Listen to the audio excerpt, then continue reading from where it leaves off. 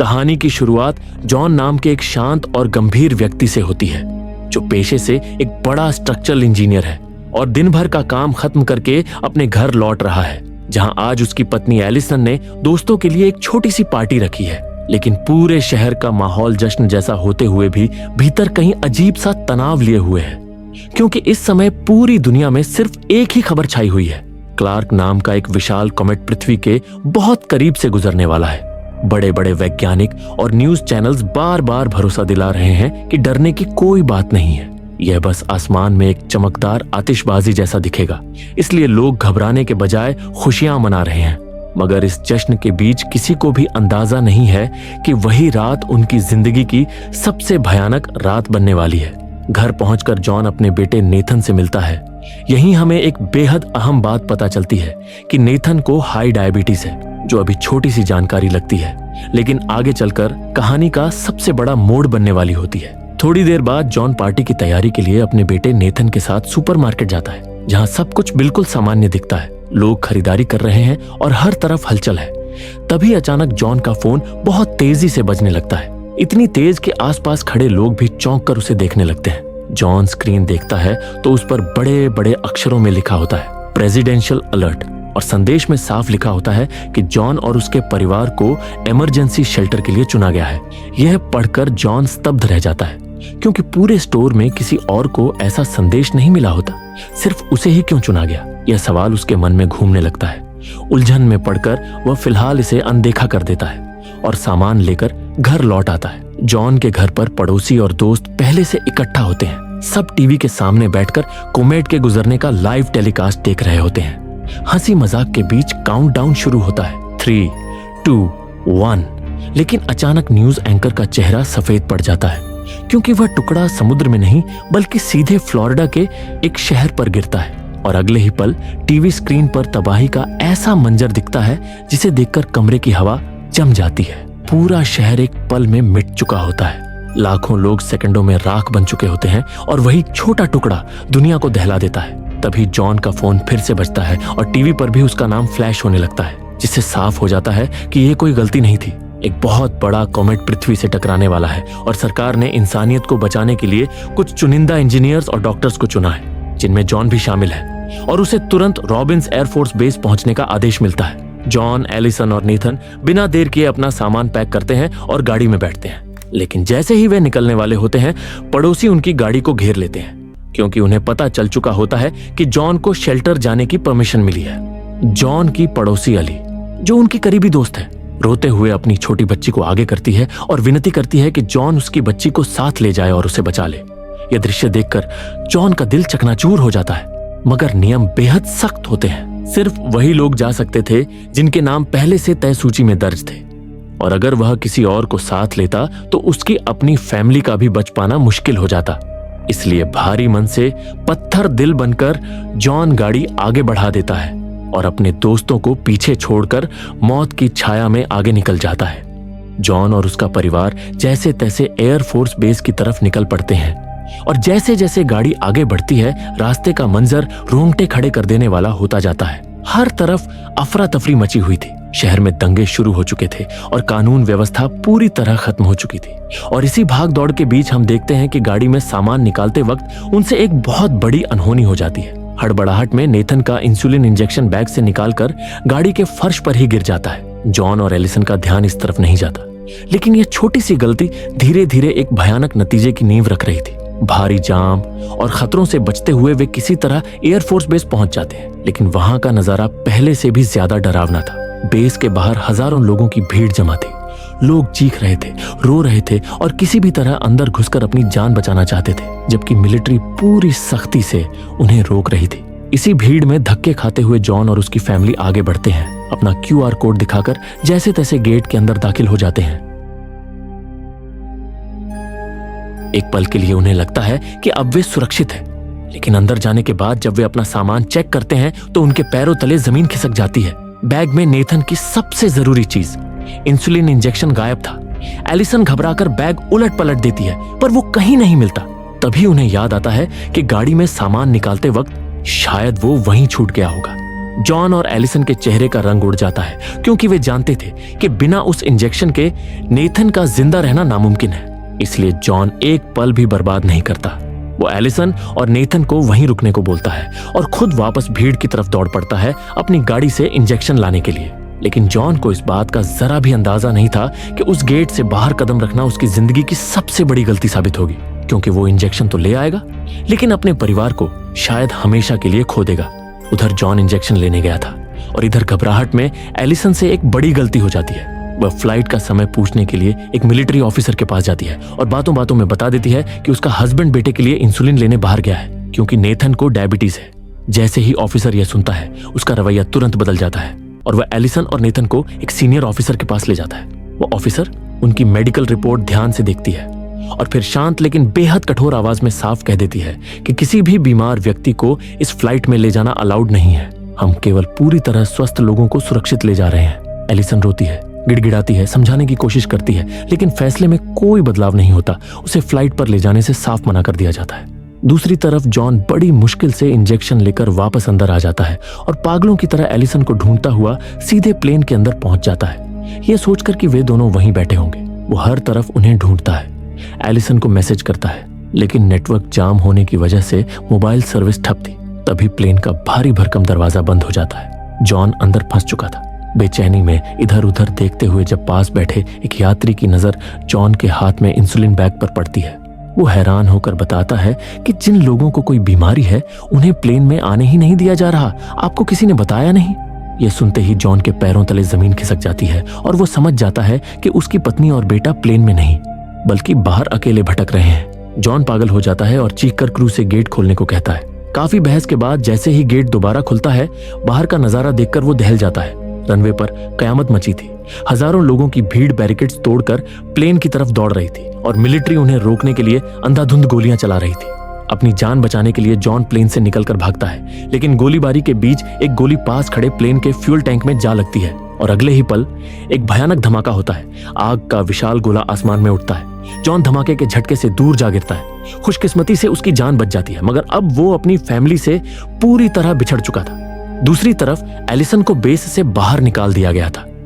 वो पागलों की तरह जॉन को ढूंढती हुई वापस अपनी कार के पास आती है, लेकिन जॉन वहां नहीं था। मुसीबत यहीं खत्म नहीं होती। स्ट्रेस और थकान की वजह से नेथन की तबीयत बिगड़ने लगती है। उसका शुगर लेवल खतरनाक ढंग से गिर रहा था और उनके पास इंसुलिन नहीं थी। एलिसन नेथन को लेकर पास के एक मेडिकल स्टोर की तलाश में निकल पड़ती है, लेकिन शहर का नजारा किसी युद्ध के मैदान जैसा था। हर तरफ दंगे और लूटपाट हो रही थी। लोग खाने पीने और दवाइयों के लिए एक दूसरे को मारने पर उतारू थे। डरते डरते वो एक मेडिकल स्टोर में घुसती है। वो कांपते हाथों से इंसुलिन ढूंढ ही रही थी कि तभी वहां हथियारबंद लुटेरे घुस आते हैं और गोलियां चलाना शुरू कर देते हैं। वहां भगदड़ मच जाती है। एलिसन अपनी और अपने बेटे की जान हथेली पर रखकर गोलियों की आवाज के बीच वहां से किसी तरह भाग निकलती है। सड़क पर बेसहारा एलिसन को एक कार दिखाई देती है। उसमें एक पति पत्नी बैठे थे। एलिसन उनसे मदद मांगती है। वो लोग उसे लिफ्ट देने के लिए तैयार हो जाते हैं। एलिजॉन को लगता है कि शायद भगवान ने उसकी सुन ली, लेकिन उसे अंदाजा नहीं था कि वो किन लोगों की कार में बैठ रही है। वहीं दूसरी ओर जॉन धमाके और गोलीबारी से बचता हुआ बेस से बाहर आता है। वो बदहवास होकर अपनी कार के पास पहुंचता है, लेकिन कार खाली थी। उसका परिवार वहां नहीं था। तभी जॉन की नजर कार के विंडशील्ड पर रखे एक कागज के टुकड़े पर पड़ती है। ये एलिसन का नोट था। उस पर लिखा था, हम मेरे डैड के घर लेक्सिंगटन जा रहे हैं, वहीं मिलना। जॉन के बेजान शरीर में जैसे जान आ जाती है। उसे एक मकसद मिल चुका था। अब उसे किसी भी हाल में अपने ससुर के घर पहुंचना था। जॉन लेक्सिंगटन जाने के लिए किसी तरह एक ट्रक में लिफ्ट लेता है। ये ट्रक उसी दिशा में जा रहा था। ट्रक के पीछे कई और लोग भी बैठे थे। जॉन चुपचाप बैठा था, लेकिन तभी ट्रक में बैठे कुछ लोगों की नजर जॉन की कलाई पर बंधे उस मिलिट्री बैंड पर पड़ती है। उस वक्त वो बैंड सिर्फ एक प्लास्टिक का टुकड़ा नहीं बल्कि जिंदगी का टिकट था। उन लोगों की आंखों में लालच आ जाता है। वो समझ जाते हैं कि अगर वो बैंड उन्हें मिल गया तो वो भी बच सकते हैं। वहीं दूसरी तरफ एलिसन उस कपल के साथ कार में सुरक्षित महसूस कर रही थी, लेकिन बातों बातों में उन्हें पता चल जाता है कि एलिसन और नेथन के पास वो सेफ्टी पास है। ये सुनते ही उस कपल का रवैया बदल जाता है। इंसानियत मर जाती है और स्वार्थ हावी हो जाता है। वो सुनसान जगह पर गाड़ी रोकते हैं और बेरहमी से एलिसन को गाड़ी से बाहर फेंक देते हैं। एलिसन चीखती रह जाती है, लेकिन वो जबरदस्ती नेथन को किडनैप करके ले जाते हैं ताकि उस बच्चे के पास का इस्तेमाल करके वो खुद प्लेन में बैठ सके। एक माँ अपनी आंखों के सामने अपने बच्चे को दूर जाते देख तड़प उठती है। इधर ट्रक में माहौल गर्म हो जाता है। वो लोग जॉन से उसका बैंड छीनने की कोशिश करते हैं। चलती ट्रक में जॉन और उन लोगों के बीच भयंकर लड़ाई शुरू हो जाती है। इस छीना झपट्टी में ड्राइवर का संतुलन बिगड़ता है और ट्रक का भयानक एक्सीडेंट हो जाता है। ट्रक पलट जाता है। जॉन बुरी तरह घायल होकर गिरता है, लेकिन वो दरिंदे अब भी नहीं रुकते। वो फिर से जॉन पर हमला करते हैं। जान बचाने के लिए जॉन को वो करना पड़ता है जो उसने सपने में भी नहीं सोचा था। हाथ में आए एक हथौड़े से वो एक हमलावर के सिर पर वार करता है। एक ही वार में वो आदमी वहीं ढेर हो जाता है। जॉन सन्न रह जाता है। उसने अपनी जान बचाने के लिए किसी की जान ले ली थी। वो सदमे में था, लेकिन रुकने का वक्त नहीं था। उधर वो कपल नेथन को डरा धमकाकर एयरफोर्स बेस पर ले आते हैं। उन्हें लगा कि बच्चा डर के मारे चुप रहेगा और उन्हें एंट्री मिल जाएगी। वो गेट पर पहुंचते हैं और मिलिट्री को पास दिखाते हैं, लेकिन नेथन, वो छोटा सा बच्चा, गजब की हिम्मत दिखाता है। जैसे ही ऑफिसर पास आता है, नेथन चिल्ला पड़ता है, ये मेरे मम्मी पापा नहीं हैं, इन्होंने मुझे किडनैप किया है। ये सुनते ही मिलिट्री पुलिस हरकत में आ जाती है। वो तुरंत उस कपल को दबोच लेते हैं और नेथन को अपनी सुरक्षा में ले लेते हैं। पाप का घड़ा फूट चुका था। एलिसन, जो सड़क पर पागलों की तरह भटक रही थी, किसी तरह एक दूसरी गाड़ी से लिफ्ट लेकर एयरपोर्ट पहुंचती है। वहां हजारों लोगों के टेंट्स लगे थे। वो हर एक टेंट में झांकती है, रोती है, लोगों से पूछती है। उम्मीद दम तोड़ रही थी। तभी एक मेडिकल टेंट में उसे अपना बेटा नेथन दिखाई देता है। वो दौड़कर उसे गले लगा लेती है। माँ और बेटे का यह मिलन देखकर पत्थर दिल भी पिघल जाए। कम से कम अब वो दोनों सुरक्षित थे, लेकिन जॉन अभी भी उनसे मीलों दूर मौत से लड़ रहा था। यह काली भयानक रात किसी तरह बीत जाती है। अगली सुबह जब जॉन की आंख खुलती है तो वो देखता है कि यह कोई आम सुबह नहीं थी। आसमान का रंग नीला नहीं, बल्कि गहरा लाल हो चुका था। ऐसा लग रहा था मानो पूरी दुनिया जल रही हो। हवा में राख उड़ रही थी।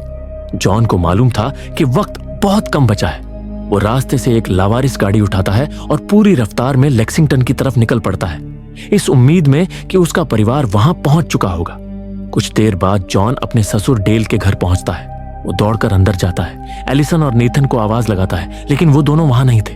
जॉन का दिल बैठ जाता है। उसे लगता है कि शायद वो रास्ते में ही कहीं खो गए। वो हताश होकर बैठ जाता है। उम्मीद दम तोड़ रही थी कि तभी घर का लैंडलाइन फोन बज उठता है। जॉन झपटकर फोन उठाता है। दूसरी तरफ एलिसन थी। वो बताती है कि वो लोग मेन रोड पर एक बस स्टॉप पर है। जॉन की जान में जान आती है। वो तुरंत गाड़ी लेता है और उन्हें लेने पहुंचता है। एक लंबे और जानलेवा सफर के बाद पूरा परिवार आखिरकार एक हो जाता है।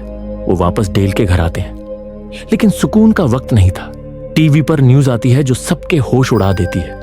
वैज्ञानिक बताते हैं कि अगले 24 घंटों में कॉमेट का सबसे बड़ा टुकड़ा पृथ्वी से टकराने वाला है। यह टक्कर इतनी जोरदार होगी कि डायनासोर की तरह पूरी मानव जाति खत्म हो जाएगी। लोगों के बचने की उम्मीद न के बराबर थी। यह सुनते ही जॉन फैसला कर लेता है। वो हाथ पर हाथ रखकर मौत का इंतजार नहीं करेगा। उसे याद आता है कि पायलट बता रहे थे कि कुछ प्राइवेट प्लेन्स कनाडा से चोरी छिपे ग्रीनलैंड के बंकर्स की तरफ जा रहे हैं। जॉन हिसाब लगाता है। कनाडा का रास्ता वहां से 10 से 12 घंटे का है। अगर वो अब भी निकले तो शायद कोई उम्मीद है। वो तुरंत निकलने की तैयारी करते हैं, लेकिन तभी एक इमोशनल पल आता है। एलिसन के पिता डेल उनके साथ जाने से मना कर देते हैं। वो कहते हैं, मेरी पूरी जिंदगी, मेरी पत्नी की यादें इसी घर में है। मैं अपना घर छोड़कर कहीं नहीं जाऊंगा। एलिसन और जॉन दोनों उन्हें बहुत समझाते हैं, लेकिन डेल अपना फैसला नहीं बदलते। वो अब बात कर ही रहे थे कि तभी पास के इलाके में एक छोटा कॉमेट का टुकड़ा गिरता है। धमाका इतना तेज था कि उसकी शॉक वेव से घर की खिड़कियां टूट जाती हैं और जमीन हिलने लगती है। अब सोचने का वक्त नहीं था। डेल चिल्लाकर उन्हें जाने को कहते हैं। आंखों में आंसू लिए जॉन और एलिजॉन अपने पिता को पीछे छोड़ते हैं और ट्रक लेकर कनाडा की तरफ उस आखिरी उम्मीद की दौड़ में निकल पड़ते हैं। जॉन और उसका परिवार हाईवे पर पहुंचता है, लेकिन वहां मीलों लंबा जाम लगा हुआ था। वो सोच ही रहे थे कि अब क्या करें कि तभी आसमान फट पड़ता है। चारों तरफ आग के गोले बारिश की तरह बरसने लगते हैं। हाईवे पर गाड़ियां धमाकों के साथ उड़ने लगती है। लोग चीखते हुए अपनी जान बचाने के लिए भागते हैं। जॉन बिना एक पल गंवाए अपनी गाड़ी को सड़क से नीचे उतारता है और जंगल के रास्ते भगाता है। आग के गोले उनके आसपास गिर रहे थे। मौत उन्हें छूकर गुजर रही थी। वो बाल बाल बचते हुए एक ब्रिज के नीचे छिप जाते हैं। वो मंजर किसी नर्क से कम नहीं था। कुछ घंटों बाद जब आग की बारिश थोड़ी थमती है, वो फिर से सफर शुरू करते हैं और कनाडा के उस छोटे से प्राइवेट एयरपोर्ट पर पहुंचते हैं। वहां एक आखिरी प्लेन टेक ऑफ करने ही वाला था। जॉन को रुकने का कोई इशारा नहीं मिलता तो वो अपनी गाड़ी को सीधा रनवे के बीचों बीच ले जाकर खड़ा कर देता है। पायलट को मजबूरी में ब्रेक मारने पड़ते हैं। जॉन चिल्लाकर उनसे मदद मांगता है। पहले तो पायलट मना कर देता है क्योंकि प्लेन ओवरलोडेड था, लेकिन जॉन की बेबसी और नेथन को देखकर काफी बहस के बाद उन्हें प्लेन में बैठने की जगह मिल जाती है। तकरीबन 6 घंटे के सफर के बाद उन्हें नीचे ग्रीनलैंड की जमीन दिखाई देती है। उनके चेहरों पर थोड़ी मुस्कान आती है। उन्हें लगा वो बच गए, लेकिन कुदरत का कहर अभी खत्म नहीं हुआ था। अचानक प्लेन को जबरदस्त झटके लगने लगते हैं। वो खिड़की से बाहर देखते हैं तो रूह कांप जाती है। आसमान से उल्कापिंडों की बौछार हो रही थी। तभी जमीन पर एक बड़ा टुकड़ा गिरता है और उससे निकली शॉकवेव हवा में ही प्लेन के इंजन को फेल कर देती है। प्लेन तेजी से नीचे गिरने लगता है। पायलट क्रैश लैंडिंग की कोशिश करता है। प्लेन जमीन पर घिसटता हुआ जाता है और एक चट्टान से टकराकर रुकता है। चमत्कारिक रूप से जॉन और बाकी पैसेंजर्स बच जाते हैं, लेकिन धमाके में दोनों पायलट्स की मौके पर ही मौत हो जाती है। अब उनके पास बिल्कुल वक्त नहीं था। वो मलबे से निकलकर बंकर की तरफ भागते हैं। दूर से एक मिलिट्री ट्रक उन्हें देख लेती है और उन्हें जल्दी से पिक कर लेती है। तभी वहां खबर आती है कि सबसे बड़ा कॉमेट पृथ्वी से टकरा चुका है और उसका इंपैक्ट शॉकवेव 1 मिनट में वहां तक पहुंच जाएगा। भीड़ पागलों की तरह बंकर के अंदर घुसती है। जैसे ही जॉन और उसकी फैमिली अंदर घुसते हैं, बंकर के भारी भरकम दरवाजे बंद होने लगते हैं। सब एक दूसरे को कसकर गले लगा लेते हैं। किसी को नहीं पता था कि वो बचेंगे या नहीं। तभी एक जोरदार गड़गड़ाहट होती है और सब कुछ अंधेरे में डूब जाता है। इसके बाद हमें पृथ्वी का खौफनाक मंजर दिखाई देता है। बड़े बड़े शहर, ऊंची इमारतें, घने जंगल, सब कुछ राख के ढेर में बदल चुका था। इस भयानक तबाही के बाद वक्त अपनी रफ्तार से गुजरता है और बंकर के अंदर अंधेरे में पूरे 9 महीने बीत जाते हैं। इतने महीनों बाद बंकर का दरवाजा खुलता है। उन्हें लगा था कि बाहर शायद अब कुछ नहीं बचा होगा, लेकिन कुदरत ने उन्हें माफ कर दिया था। आसमान से राख के बादल छंट रहे थे और उनके बीच से सूरज की एक सुनहरी किरण जमीन को छू रही थी। उस गहरे सन्नाटे को तोड़ते हुए दूर कहीं से पक्षियों के चहचहाने की आवाज आती है, जो इस बात का सबूत थी कि धरती पर जीवन पूरी तरह खत्म नहीं हुआ है। सब कुछ मिट चुका था। पुरानी दुनिया अब इतिहास बन चुकी थी, लेकिन सबसे जरूरी चीज बच गई थी, इंसानियत। जॉन और उसका परिवार समझ जाता है कि यह दुनिया का अंत नहीं था, बल्कि यह एक नई शुरुआत थी। अगर आपको यह कहानी पसंद आई हो तो लाइक करना ना भूलें और ऐसे ही थ्रिलिंग एक्सप्लेनेशन देखने के लिए मूवीवर्स थ्रिलर को सब्सक्राइब करें। मिलते हैं अगली वीडियो में। तब तक के लिए कीप वॉचिंग मूवीवर्स।